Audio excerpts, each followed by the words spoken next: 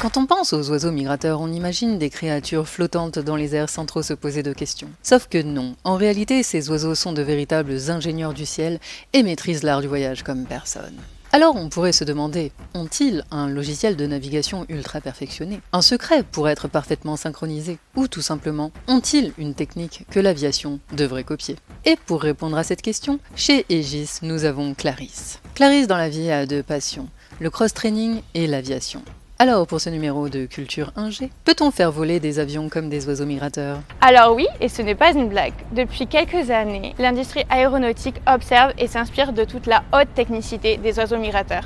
En effet, les oiseaux qui se placent en V derrière les premiers économisent ainsi beaucoup d'énergie grâce au courant ascendant créé par celui de devant.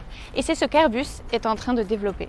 Ce projet s'appelle VeloFly et permettrait de faire gagner 5 à 10% de carburant pour les avions suiveurs et donc de réduire de manière importante les émissions de CO2. Sur l'Atlantique Nord, les vols durent plusieurs heures et s'effectuent sur des routes empruntées par tous les avions. Il est tout à fait envisageable de placer les avions à la façon des oiseaux migrateurs plutôt que de les mettre à des altitudes différentes. L'idée est de leur donner un point de rendez-vous avant de pénétrer dans l'espace atlantique afin qu'ils se positionnent très précisément pour ensuite effectuer la traversée l'un derrière l'autre.